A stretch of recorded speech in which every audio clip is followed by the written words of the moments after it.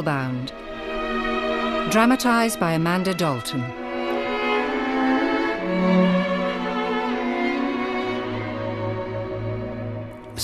October 1951. My dear Constance, further to my letter of the 20th, it seems I do indeed have little choice but to follow doctor's orders and take a period of rest away from Landry House. I cannot tell you how disappointed I am that I will not be here to greet you on your arrival, nor to offer you, for what it may be worth, my support and guidance through these important first weeks of your career. I will see you as soon as I am able. Meanwhile, I hope you will seize this unexpected opportunity to work with the brilliant Robert Murchison. I have great faith in his ability to run Landry House in my absence, and I am sure the two of you will get along famously. Sincere fond wishes, Joseph Edwards. P.S. Murchison is bringing a patient with him. Interesting case. Be sure to discuss. Would you mind opening your window? I'd like some air. Don't want to be reading while you're travelling on these lanes, ma'am. Make you poorly sick. I'm quite all right, thank you. Had a lot of rain up here. It's running off the hills. These little waterfall affairs all over. We're certainly off the beaten track. I'd say that's deliberate. Wouldn't want a place like that in a town, now would you? Look out! Blimey! You're halfway across the road! Is there something wrong? Stretching your legs, mate. I'm sorry. It's a blind bend, this. Sheer drop. Please, go on. Are you all right? Yes. Yes, please. I'll give him go on. Wait, his hand, he's bleeding. There's mud on his suit. Do you need help? No, really, thank you. Stay in the car. I'm a doctor. I have a patient with me. I just had to get out. Is she unwell?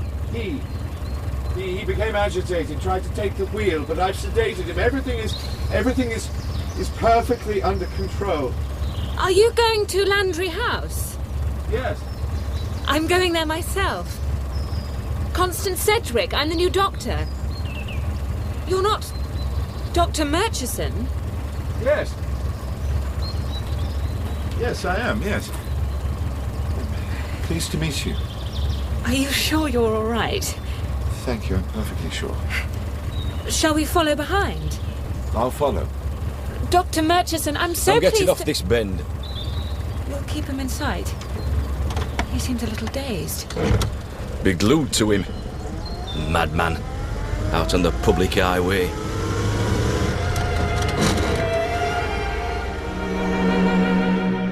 Friday, October the 12th. Landry House Journal, day 1. I've arrived. My name is on the door. Too overtired and excited for sleep. There are half a dozen patients and a rather frosty head nurse who also seems to be the pharmacist and secretary to Dr. E.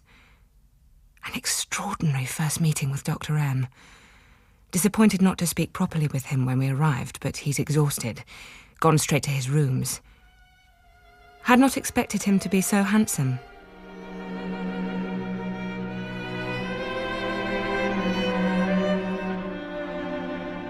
Dr. Edwards left me very clear notes. He's recommended that Dr. Sedgwick should be given responsibility for the care of Cicely Trullo and Harold Curtis. That's wonderful. I mean to say, I'm grateful for the opportunity. Mr. Curtis, he's the man with an hysterical paralysis, isn't he? Dr. Edwards... Do we have these patients' files, Nurse Dealing? I do. Dr. Edwards left them in my care. May I? Thank you. I'm rather concerned about Cicely Trullo. Since Dr. Edwards told her he's to be away, she's not stopped scrubbing. Her obsessive cleaning... I think that is hardly surprising, wouldn't you say, Dr. Murchison, assuming her fear of contamination is an expression of unacceptable desire. I'm sure you're right. Perhaps we can discuss this later. Of course. Sorry, I didn't mean to cut you off. I would just like to confirm that the Reverend Hickett We have a reverend? He was a padre during the war. He may interest me. But Dr. Edwards would have wanted Is not here, Nurse Dealing. Clearly not. Now, if I may, my patient, Geoffrey Godstone, it is of the utmost importance that I alone attend to him, and I personally will administer his medication and carry out nursing duties and deal with any correspondence, not that I necessarily expect any. As you choose. Will he eat with the others? No. Much of the time he will stay locked in his room. Oh, we very rarely lock He's an patients exceptional case. As Dr. Sedgwick knows, he proved himself yesterday to be quite dangerous, although his violence was most out of character, but as a result of it, I must take extra precautions. He is, at any rate, delusional. Are you all right, Doctor? Yes, it's just a headache. Can I... No, I'm quite all right, thank you. If I may, I had hoped, if this might be possible, to work alongside you sometimes, to learn from you. Dr. Edwards said, as you know, I'm only recently qualified, and being here as part of my training in analysis, I understand... Good heavens, Dr. Sedgwick, do take a breath. I'm sorry. Oh, God, now I feel I must have sounded like a bear with a sore head. Of course we shall work together every day. I do warn you, though, you'll soon be sick of the sight of me. Tomorrow morning at 10 o'clock, Reverend Hickett usually likes to lead a service in the chapel. Dr. Edwards always attends. Does he indeed? I'm not sure why that's amusing. Reverend Hickett is deeply traumatised by his experiences in the war, a broken man, but he conducts a perfectly proper Church of England service. Another reason to keep Godstone locked away, I'm afraid, as if I needed one. Oh, I don't think I told you. He believes himself to be a servant of the devil. Saturday, October the 13th. I have so much to discover. Sensible thoughts. 1. I must seize this opportunity to learn all I can from Dr. M. The range of his medical interests is wider than I'd imagined. 2. Nurse Dealing probably has a repressed desire for Dr. Edwards. She has never married. I would love to ask her about her father. 3. A servant of the devil. 4. Dr. M is impressive. More nervous than he would admit. Frequently clenches his hands while talking. I've borrowed his Labyrinths of the Guilt complex from the library. A signed copy. He's asked me to call him Robert. In the name of the Father, and of the Son, and of the Holy Spirit. Amen. Amen. Such brio. Command. I wonder what drives his confidence. He would say it comes from God, but I mean something in his fundamental sense of self, his childhood self. Dr. Edwards has always encouraged him to take the service. He would be here. Landry House is a huge undertaking. I went to the bathroom in the middle of the night and Dr. Murchison's light was still on. Probably fussing over his special patient, if he was half as interested in the others. He's there? Well, he's missed the boat. Have you worked here a long time? I've worked for Dr. Edwards since September 1932. Gosh. He bought Landry House at the end of the war. Always thought he'd go back to Austria one day. He lost his entire family to the Nazis. There's only his sister. She followed him over when he came here to study in 1920. She's still in Felixstowe. Reverend Hickett? I believe so. What does he want with him? Reverend Hickett will be most anxious. I'm sure he's simply interested. Despite your doubts, I'm sure he is. Well, he's taking him somewhere. Where are they going? Truly, Anne. Dr. Edwards spoke so highly of Murchison. You'll be careful. Dr. Sedgwick, I don't think... Please, call me Constance. Do let's be friends. Will Attlee win? I'm not so sure. But Mr. Churchill is an old man. He's had his day. Set the people free? No? He sounded ghastly on the wireless. It's clear you're not to be convinced. I'm not.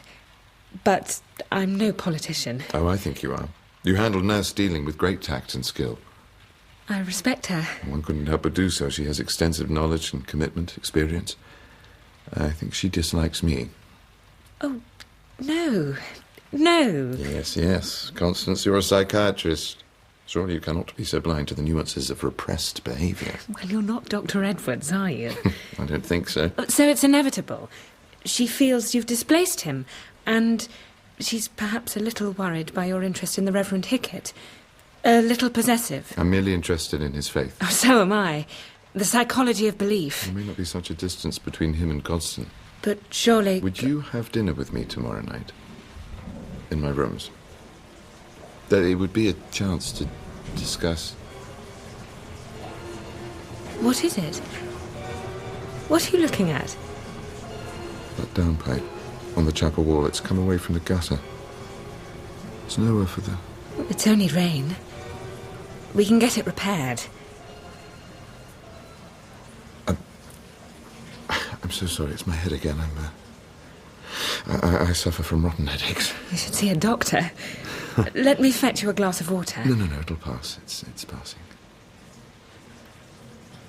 I shall be delighted to have dinner with you. Excellent. Excellent.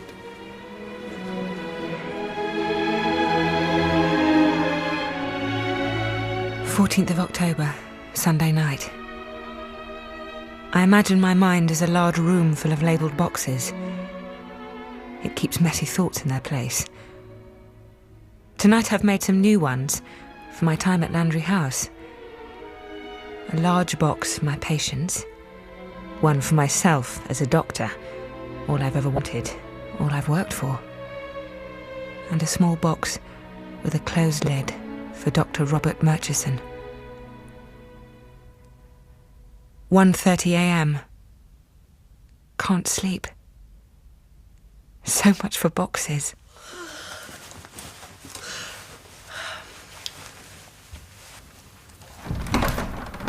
Oh, sorry, you startled me. Can't think why. The light was on. I should have guessed.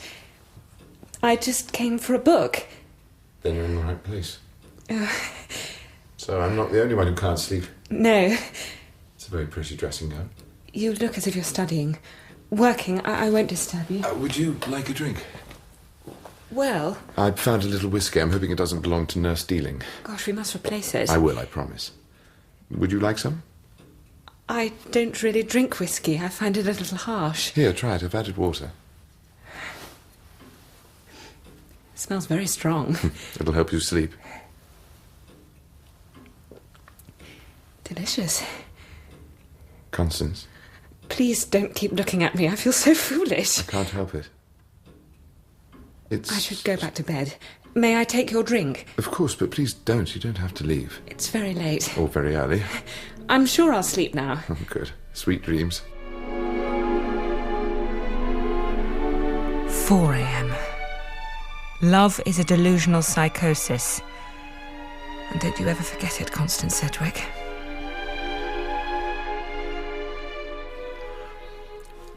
You see, it's my arm, nurse.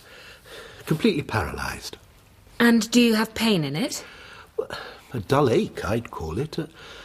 Sometimes. Usually nothing.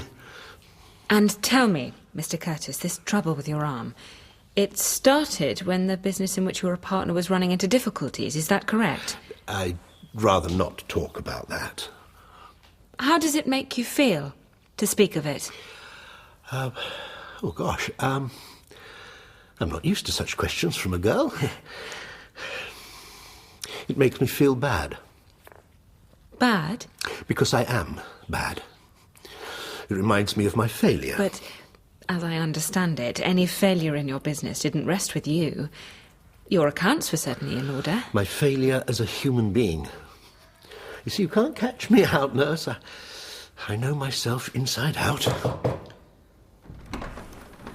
I apologise for disturbing you. May I have a word? Excuse me one moment.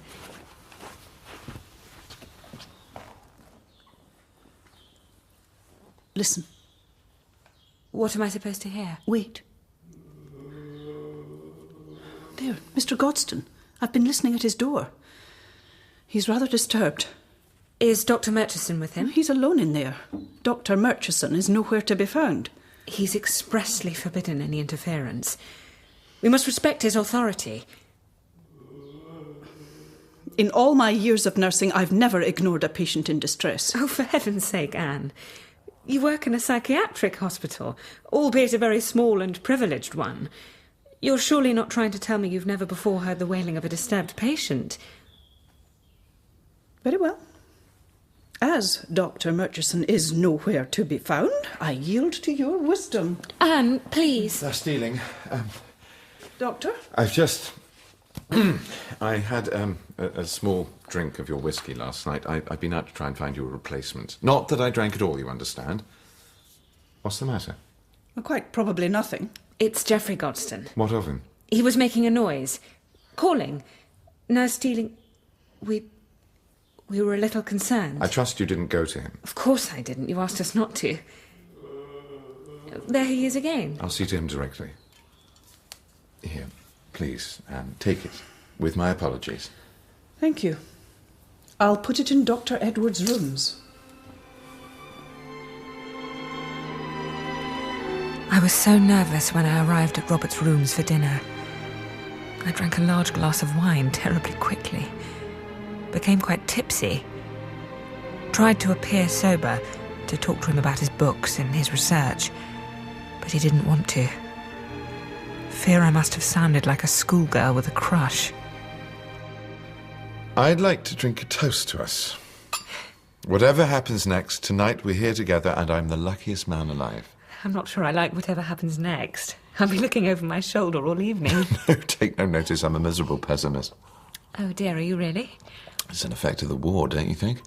But we won. Yes, we won. Doesn't mean it didn't shake us up. I thought we went to war to make the world a safer place. We did, and it is. Poor Constance, you look like a frightened child. Well, I'm not. You sound like a neurotic melancholic. Well, maybe I am. Did you have a difficult war? Where were you? I don't want to talk about it. I want to talk about you. I want to shout your name from the chimney tops of Landry House. Robert. Look here. I bought a newspaper on the whiskey drip. A streetcar named Desire. Will you come? To the pictures? Well, why not? I'd love to. Just that we're working. Perhaps we shouldn't both disappear. Oh, you're right. You're so good and conscientious. Oh, please stop. You're making me sound horribly dull. I want to be silly and carefree. Never dull. Never. Never. Come here. He took my hand, leaned across the table. I think he would have kissed me. Oh! Oh! But I, so hopelessly awkward, knocked his glass of wine for 6. Nothing broke, but the wine poured everywhere. Over the edge of the table, dripping onto the floor. Beige carpet, red wine. Try and rescue the carpet, oh heavens! Robert? He was standing up, staring at the spilt wine as it pooled into a deep red stain. He seemed to be mesmerised by it. And then, quite suddenly, he slumped back in his chair. You're too late. Can't you see that you're too late? What is it?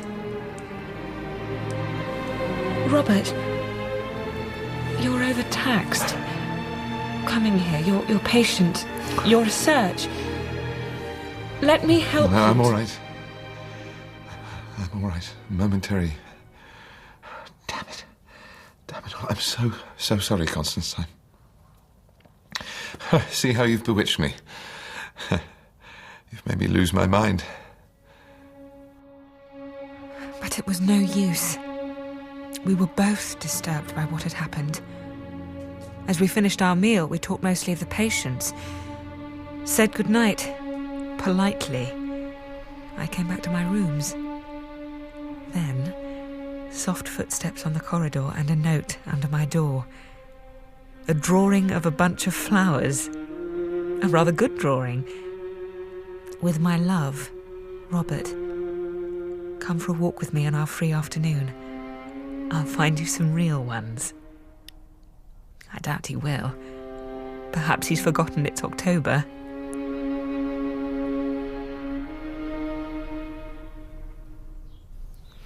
Sorry I'm a little late. May I join you both, Miss Trullo? Oh, please call me Cicely. Or Sissy, better still. Dr. Edwards always calls me Sissy. I'm not one for standing on ceremony. I explained to Sissy that you would be sitting in on some of our consultations, with her permission. I just asked her about 2 years ago to say whatever comes into Please her... don't sit on that chair, Doctor. It's not clean. How is it not clean, Sissy? In every way. It's dirty. If I wiped it with a cloth... I'd rather do it myself if you don't mind. Expect you think I'm a lunatic, don't you? Expect I am. No, I don't think anything of the sort. I think that one's mind is... Well, one's mind is like a large house with many rooms. Imagine that house as a mind, Sissy, with some rooms that are hidden, sealed up behind walls. Oh. Now, however long one's lived in one's house, those rooms remain impossible to find. We don't even know they exist. Other rooms are locked.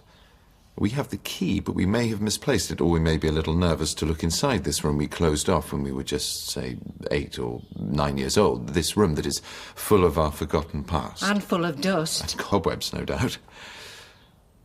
Sometimes, though, the weight of objects in those locked and hidden rooms places a huge strain on the house. And the walls are bulging. The ceilings begin to crack. I thought you doctors were supposed to make me feel better. I could burst into tears. No. Let me...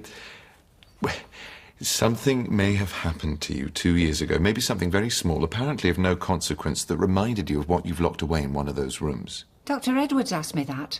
I have Dr. Edwards' notes. Your notes, Sissy. Notes of what you've told him. Your employer, Colonel Rickaby, he had a riding accident around that time. Yes, he did. And what of it? I told Dr. Edwards he broke his arm. I did a few extra jobs for him. I don't see what that has to do with anything. That's all right, Sissy. Now, these minds of ours, they don't want us to see. Part of you can't face it, those cracks in the ceiling. So you don't look up. And you push a heavy sideboard against the bulging wall. Perhaps we should let Miss Trullo rest for a while, Doctor. I think you're a little tired, But aren't something has tipped over in one of those rooms. And it's seeping under the door, and you scrub, and you clean, and you must get rid of it. That dirty, seeping, guilty stain in your house. The house I grew up in. My two brothers Robert shared is a bedroom. quite brilliant One night I doctor. remember one of them I'm certain that today we've made a significant advance in the therapeutic treatment of CT. If only Anne Dealing could have witnessed this. She may just have been convinced. Help me! For pity's sake, get me out of here! Robert? Are you in there?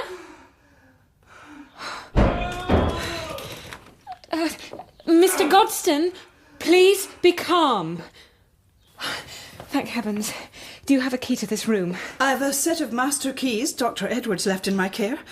But I thought we were to ignore Mr. Godstone. I don't know where Robert is. Shopping for whiskey? Get your keys. I want you to come to Mr. Godstone's room with me. Very well. I don't know what I expected to find. That Godstone the Diabolist had attacked his doctor? Sacrificed him at a makeshift shrine to Satan? Dr. Sedgwick, you're squeezing my arm. I'd be grateful if you didn't. Do you have some bromide? Of course.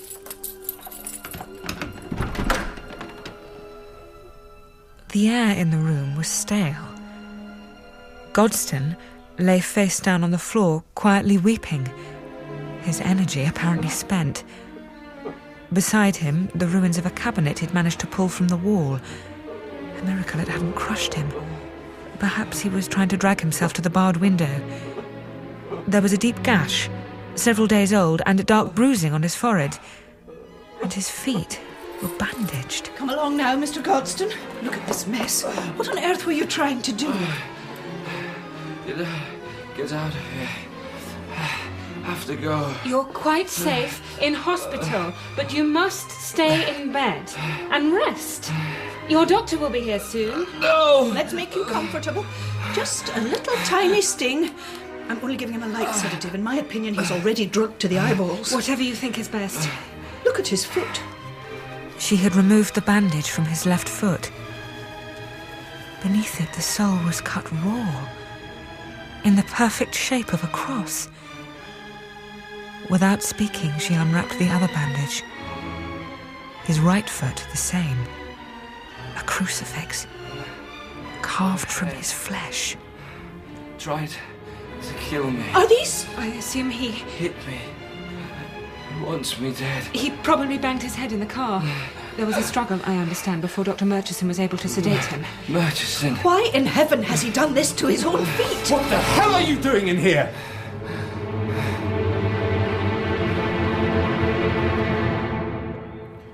I made a professional decision that Mr. Godstone may be in danger of harming I himself. expressly forbade you to have any contact with my I patient. was agitated, extremely upset. Now you're being emotional.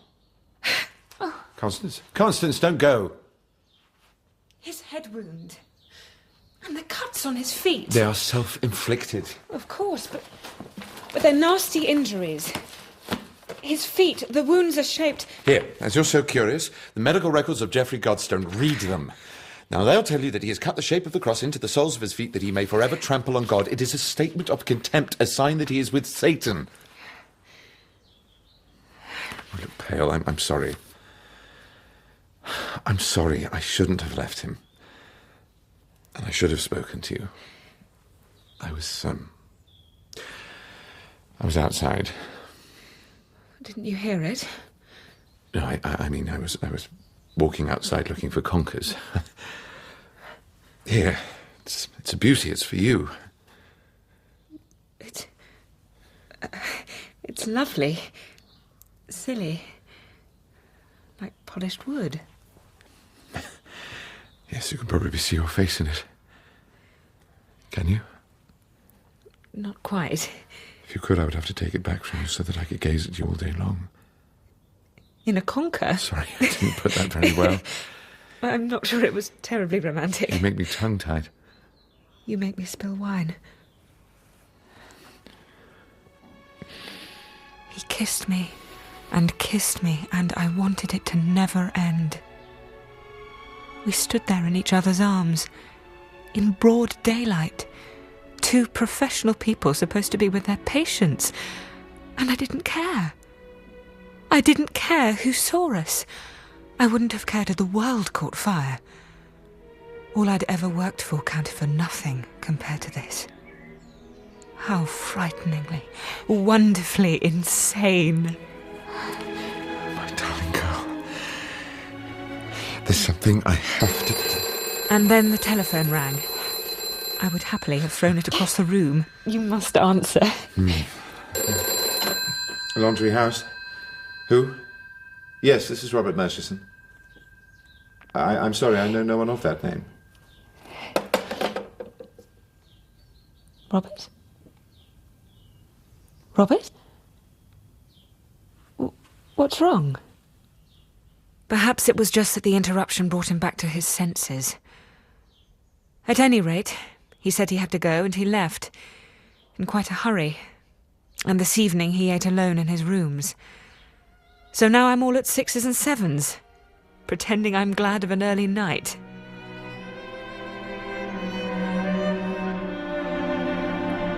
I'm a doctor. I needed some medication for my patient. You helped yourself to drugs from a locked dispensary without consulting me and without making a record in the logbook. Dr. Edwards would be... He would not tolerate such sloppy, dangerous... Dangerous? We are in a hospital. You took sufficient quantities of bromide to sedate a herd of buffalo. Enough, in fact, to kill a man. What are you suggesting? I'm suggesting nothing. I am merely wondering. Perhaps you're planning to open a small pharmacy of your own. I've made it clear I am handling all aspects of Geoffrey Godstone's care. This includes administering and monitoring his medication. I don't want to have to keep coming back to the dispensary. I heard raised voices. I don't mean to intrude. I've patients to see. Not the Reverend Hickett, I hope. Anne? Please go. Was he beastly? It sounded that way. I'm rather tired. It must be difficult, with Dr. Edwards away, and us not really knowing the ropes. Must feel as though you're holding the fort pretty much alone. If there's anything I can... There's nothing. I must get on. I do agree Dr. Murchison has been thoughtless. I think his headaches... I'll talk to him tomorrow after morning consultations. I'm going for a walk with him. Are you sure that's wise? What do you mean? You're young. You barely know him. I feel as if I do. One's capacity for misery is boundless when one is in love. That's what Joseph Edwards would have to see.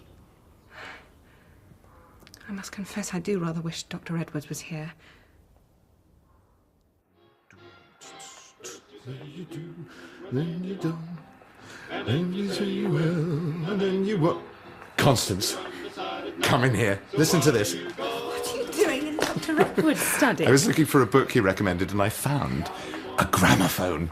Robert, this is a hospital. Come on! Stop pulling me. Turn it off. I need to speak to you. Dance with me. Are you crazy? Dr. Sedgwick, not something I think you should ask in a place like this. Anne's doing her rounds. She'll be upset. You mustn't. Irresistible. Stop it. We're supposed to be with our patients.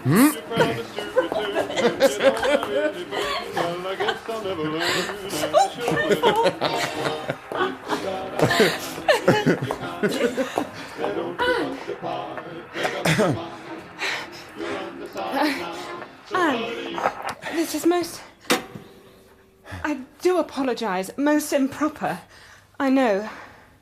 A moment of thoughtlessness. Well, I always find now stealing that music hath charms to soothe the savage beast. I'm most interested in music as a component in the therapeutic treatment of a wide range of disorders. You may or may perhaps not be aware, Dr. Murchison, that Joseph Edwards would agree with you wholeheartedly. And were he here, he may well be playing music in the evenings with his patients, for his patients. You may even have found him leading a foxtrot or a slow waltz around the dining room. I hazard the guess that you would not, however, have witnessed him dancing in the modern style with a female colleague in his private rooms at 3 o'clock in the afternoon. You're absolutely right. Could I speak with you privately, Dr. Sedgwick? On an entirely other matter. Excuse me, Dr. Murchison. Stop it.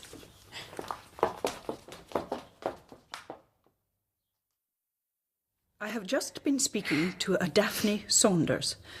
She is from Dr. Murchison's publishing house. They were expecting a call from him. On Monday, not having heard from him, she telephoned here. I remember. I took the call and put her through. Go on. She's been wondering what to do ever since. She tells me that the man who picked up the telephone and who called himself Dr. Murchison claimed not to know her. He cut her off. She also says she did not recognise his voice. But that's ridiculous. Maybe he... Have you asked him about this? Surely this woman is some patient or ex-patient of Robert's. She may be pursuing Constance, him. Please listen. I have been thinking for days. Geoffrey Godston is heavily drugged, more so than any patient I've ever seen. His head injury suggests a forceful attack.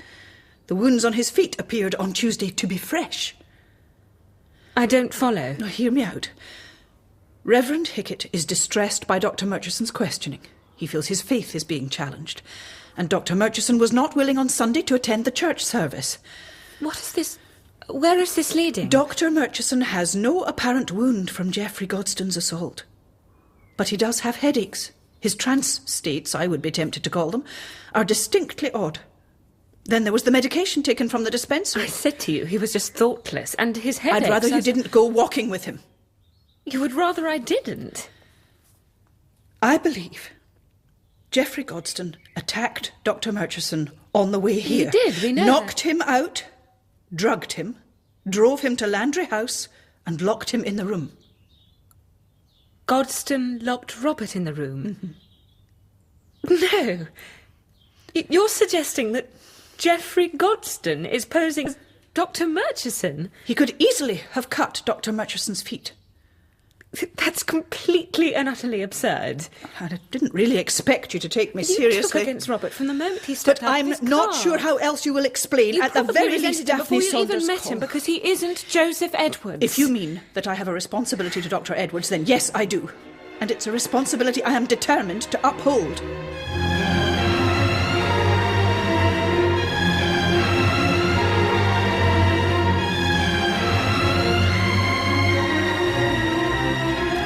I'm piling little pieces of wood into the grate. I know that in order for the fire to light, they must be very evenly placed. I'm being very careful, but my hands are shaking. He became agitated. He tried to take the wheel. His mouth is a great black cavern swallowing me up. Reverend Hickett usually likes to lead a service in the chapel. Dr. Edwards always attends. Does he indeed? Bursts into flames. And as it does so, it's... I was looking for conkers. Here. It's a beauty for you.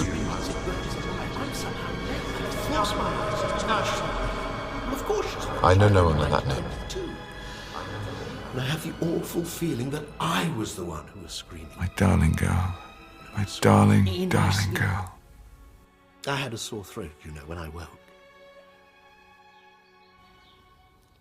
Doctor? Yes. Of course. Thank you, Mr. Curtis. Good. I think we'll talk about this next time. Have you written it all down? I've made notes. Yes. Mm-hmm. Was it sufficiently interesting? It was most interesting. Oh. Well, I felt you'll see how it'll restore the use of my arm. The dream will not help your arm directly, but when we talk about your dreams, you may begin to understand them. With my help. We're trying to reach a part of your mind that's locked away. A drawing of flowers. And we can't with control love, it because we Robert. don't even know it's there. The only way we can hope to reach it is to... Labyrinths of the Guilt Part of the Complex. mind that's like a warder. It's a signed standing guard copy. at the gates. We want to lure that warder away from his post so that the secrets of your unconscious mind can come out for us to see. Well, thank you very much, my dear. Most enlightening. It's a signed copy. Forgive me, Mr. Curtis. There is something I have to attend to. Poor Mr. Curtis.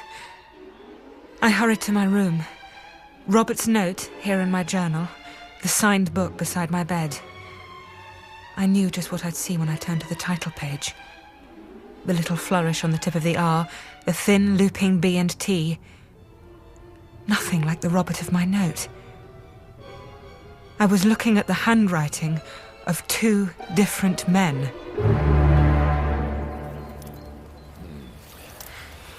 Oh, it's a surprise. I don't like surprises. Don't you? This is very interesting, Doctor. I've told you before, I'm not amused. Is it lunch? In the manner of speaking. It had better not be a dead rabbit or a pheasant. Why on earth would I have such a thing? Who knows? Never mind why in God's name I would bring a dead animal on a walk in the hills with a beautiful woman. Constance, what's the matter? That kit bag, or whatever it is, some kind of gamekeeper's sack. Made me think of hunting, or... I don't know. I found the bag in the kitchen. I borrowed it for the stolen picnic. So I'm not so wrong. Tin of ham from the pantry. That's at least a fortnight's rations. Half a loaf, 2 apples, a packet of spangles, and a bottle of Dr. Edwards' finest white wine. I thought we should avoid red, seeing as you're such a clumsy chump. I even remembered a corkscrew and a knife. You must have been a Boy Scout. I must indeed. Don't you remember? Don't I remember what? If you're a Boy Scout.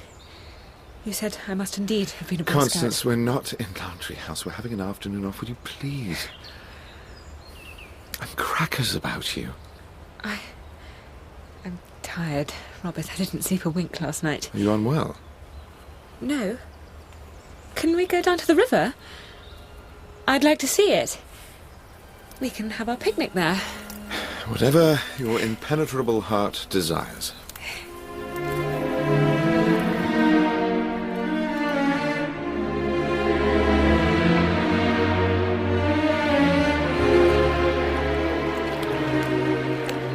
What are you doing? I'm going to bathe my feet in the water. Come on. You lost your senses. It'll be freezing. Don't be such a coward. Please. Constance. Why do you matter so much, do you? It'll be a lark. They'll tell you that he's cut the shape of the cross into the soles of his feet that he may forever trample on God. There. Wiggle the toes. Get the circulation going. What's the matter? Well, I might not have the loveliest feet in the world. Constance. I can't tell you. My darling, there is nothing you can't tell me. I don't want to paddle in the stream. It was just... I'm just tired. I'm just as foolish... Don't say that. You are clever and beautiful and... You must know that I've fallen hopelessly in love with you. Oh, please don't, Robert. Can you just put your shoes back on, please? And can we walk?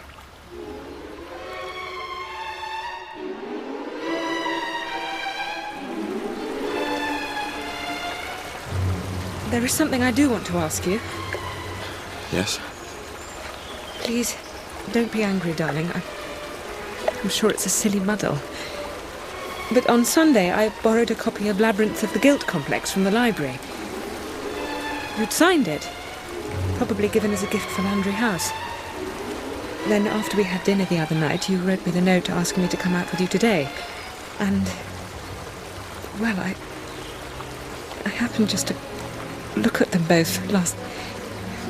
I don't know why, but I noticed your signatures. They don't look at all alike. What? Get off me! Get off, Robert! Get away! Get away from there! Go back! Go back! I can't help you! I can't!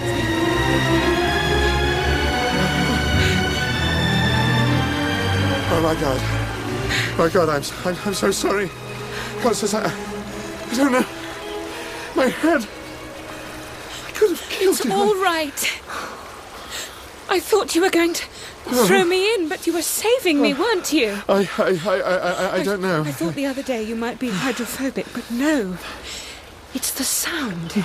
And water rushing, falling. Your headaches, your trance states, a dynamic phobia. Something has happened to make you afraid. It's all right. We'll go back to Landry House. I'll stay with you. No. No, you have to leave me. The thing is, I don't remember. I don't know for sure. When you saw me on the road on the way here, I don't remember how I got there. I don't even know if I am Robert Murchison. These pains in your head, the water, your mind in terrible conflict. You're trying to remember something, but it's too awful to remember, so you forget. That's just it, Constance. What if... I was standing on the side of the road with a rock in my hand. Godstone was unconscious in the back of the car. His head was bleeding. I must have hit him. I had no idea who he was. Or who I was. On the front seat there were directions to Landry House and a briefcase, medical papers. I was looking at them, trying to decide what to do when you came along in your taxi. You're suffering from amnesia. It explains everything. I should have known, but I didn't want to know. I'm going to help you. You've done nothing wrong, Robert. You're suffering from a condition that can be cured through analysis. No. It's much too late for no. Of course you're Robert Murchison. You're certainly not Godstone, so who else could you be? Come on, my darling. Let's go back. I want us to get the car. I want to take you somewhere. Oh, thank goodness. Constance, are you all right? Yes. Yes, of course. What's wrong? Where is he? Dr. Murchison, he's just gone to the bathroom. So, you are safe. Dr. Edwards? I am sooner than you expected. You are later than we expected. But you're supposed to be taking a rest I didn't cure. ask him to come. I did send a wire on Tuesday. Anne, please, I came because I was concerned. I'm glad I came. I didn't know what else to do. What's happening? Why are you here? I expect it's nearly time to... Hello? I don't believe we've met. I'm Robert Murchison. Excuse me. Robert, this is Dr. Joseph Edwards. Good afternoon. Where's Nurse Dealing gone to? She's just... Robert, we must tell him. If you're going to tell me that this is not my friend, Robert Murchison, there's no need. I can see as much. Oh, God help me. I've brought some tea. If you must be here, sit down and be quiet. Your friend, Mr. X, and I are trying to concentrate. Please, continue. That's it. I wake up feeling terrible every time. Now, is it possible, I wonder, that you actually jumped from a burning aeroplane? The sense of your mother's arms, your image of floating, bobbing in your school chair. I'm interpreting possibly a parachute, the branches of a tree. I gashed my leg. Here is the scar. was in the medical corps, I think. Go on. I can't. It's no good. No, it's not no good. It's no time. We need days, weeks of intensive to retrieve this memory. Constance, your friend has forgotten who he is. I know. I'm going to the police. Amnesia is not a crime. I'll drive you. No! If I'm not Murchison, then where is he? Constance, he's missing. I've got his car, his papers, his patients. I think I've got his luggage. I seem to have an awful lot of clothes. Please, not the police. Not yet. Please, Godstone must know the truth, and he's afraid of me, and that's why I had to sedate him, because It's obvious you're a doctor. I think I am. Possibly a colleague of Murchison. You haven't forgotten everything. The other night you talked about Burgess and MacLean. And the King. You know the King is ill. And the Dome of Discovery, you said you had been up to London. I do remember the Festival of Britain. I may have met Robert Murchison there. What makes you say that? I don't know. There was a Chinese dragon, a room set out. It's supposed to be Sherlock Holmes' sitting room at 221B Baker Street. Great fun. And you were with Robert? I was with someone, I think, but I don't... My head hurts. You must try. I have been trying for days. There's somewhere we have to go, Dr. Edwards, before it's dark. No, Constance. What if I killed him? I don't believe you could have done.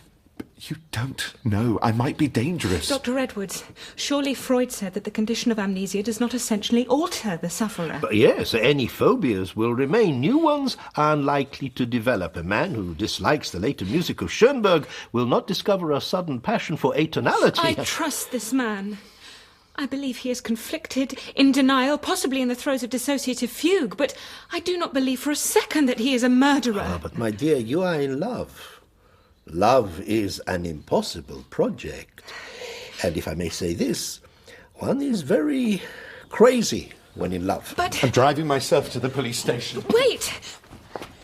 Dr. Edwards, is it not true that sometimes if a patient is taken back, actually, physically taken back to the place where a trauma or a significant incident occurred, then a memory or reenactment of an emotion may occur? Yes, this can... Then we must go to the place on the road where I first saw him. Joseph, the police are on their way. Oh. They found a body in the valley, beneath the crags a couple of miles down the road. I'm sorry to say I think it's Robert Murchison. Constance! Don't be so foolish! Constance! I told him Dr. Edwards was too tired to drive. I doubt he believed me, but he said nothing. I didn't tell him a body had been found. We had been driving for 5 minutes when a police car came in sight, travelling towards Landry House. Neither of us mentioned it. It was easy to remember the blind bend where we'd first met a week ago. The hill looked as if it had been chiselled from limestone, but for the streams of water that sprang everywhere like leaks from a giant colander. The dry stone wall that edged the lane was broken down. The drop to the valley was sheer. As Robert slowed the car, I watched a lone kestrel hang in the air, as if it was held by invisible wires. In the half-light, this was a bleak and unforgiving place. No, it is no good. I am exhausted.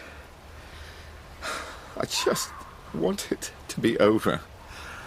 The police will Come be nearer able to... the edge. Over here. Let me hold on to you. Don't try to think. Just allow... What are those lights? There's lights down there. Police. Searching. People with lanterns calling. It's all right. It may be just... Under the water. He's under the water. There's no point in looking down there. He's here. On the shelf of rock. You're too late. The waterfall! There's no waterfall.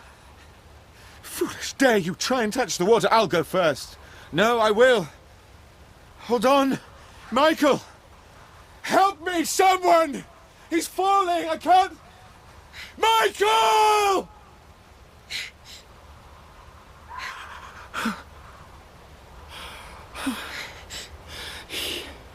He fell. He fell, my brother, he fell. It's all right, my darling. It's all right.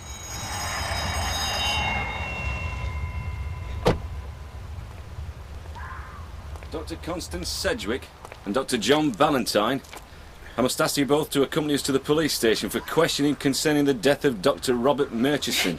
He's innocent. It was an accident. Godstone was restless, I remember. Robert stopped the car. You can tell us all of this at the station if you don't mind, sir. Please let him speak for a moment longer. No, I felt a little dizzy. The water.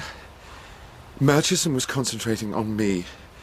And Godstone started rambling. Something about Lucifer. He sometimes thought he was Lucifer and that he could fly. He got out of the car and Robert grabbed him. I think he thought he was going to jump over the edge. Godstone probably thought that Robert was trying to harm him, and then I remember there was a tussle, and it was muddy after all the rain, and I grabbed a rock from the road and hit Godstone with it, but it was too late. Robert had already slipped. He'd already gone. He'd fallen.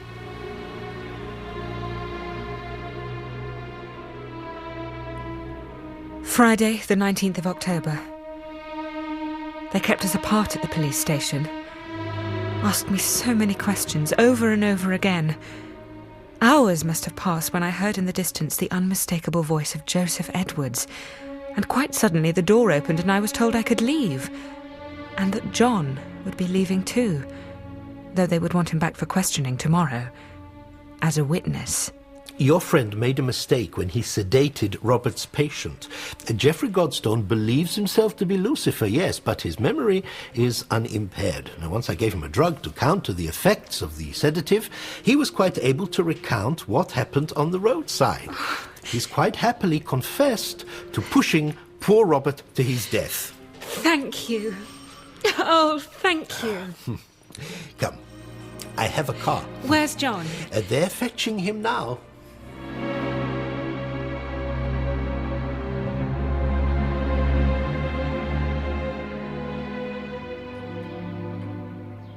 I left the medical corps. I was hardly injured, but I was a mess. Nerve shock, and riddled with guilt for surviving. It will have brought the trauma back. And you had lost sight of the truth many years earlier. Your experiences in the war would have strengthened your belief that you were responsible for your brother's death. It obsessed me. He was 12 when he died. I was only 10. You developed an even more extreme guilt complex. Robert's death bore so many similarities. It was the last straw. Too much for your mind to comprehend. Easier to become him than to accept his death. He was my doctor for a time, but he broke a rule of his profession. We became friends. That was most unprofessional of him, Dr. Ballantyne. And then we lost touch. Met up again by accident in London at the Festival of Britain. Spent a day together. He was concerned I was still not well and wanted to see me again as my doctor. Guilt was his specialism. And then you asked him to come to Landry House for a few weeks. He suggested I should come with him, begin my treatment whilst he was here. He didn't tell me. He did. It was Godstone he didn't mention. He was worried you'd refuse to have him here on the grounds that Godstone was an unsuitable case for analysis. So you are the interesting case I was to be sure to discuss. But in your notes, there was something about God. I'm an atheist. That's all. Well, not quite all. My father's a clergyman. Think he always hoped I'd follow him. Gave up on all of that the day my brother died. That would have interested Robert. There's something I have to ask you, though I think I know the answer. Something that is bothering Constance no end. Are you a married atheist? Dr. Edwards, I didn't mean you to. It's funny you should ask. I do hope to be, in fact, very soon. If Constance will consider being my wife. John, Yeah, but you hardly met. Yesterday she didn't even know your name. I'm sorry to be the spectre at the feast, but Harold Curtis is refusing to settle down for the night. He was expecting a consultation this afternoon. And I brought some whiskey tumblers. Thought a wee dram might be what the doctor ordered.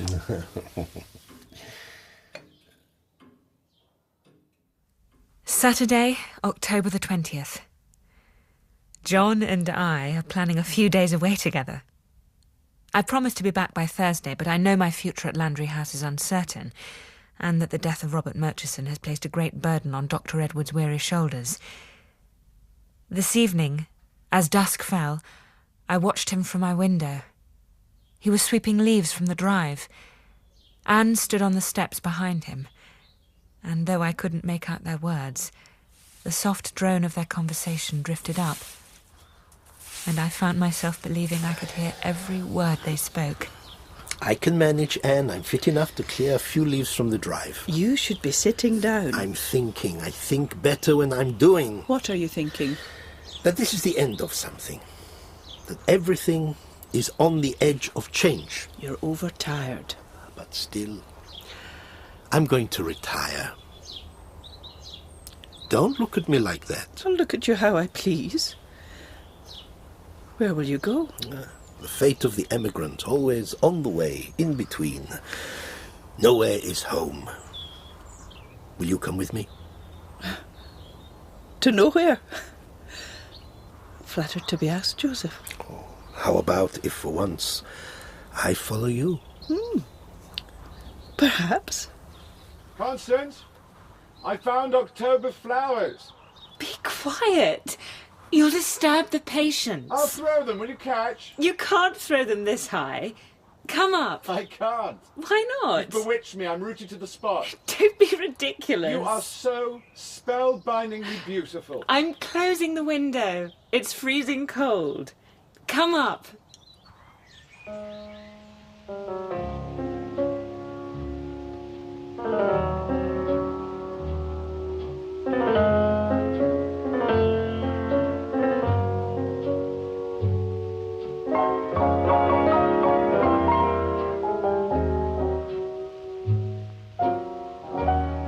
In Spellbound, John Ballantyne was played by Benedict Cumberbatch, Constance Sedgwick by Hattie Morahan, and Nurse Anne Dealing by Alexandra Matthey. Dr. Edwards and Harold Curtis were played by David Fleischman, Geoffrey Godston and Alf Pickles by Gerard Fletcher, and Cicely Trullo by Christine Cox. Spellbound was dramatised by Amanda Dalton from The House of Dr. Edwards by Frances Beading, and Spellbound, directed by Alfred Hitchcock, screenplay by Ben Hecht, and was directed in Manchester by Susan Roberts.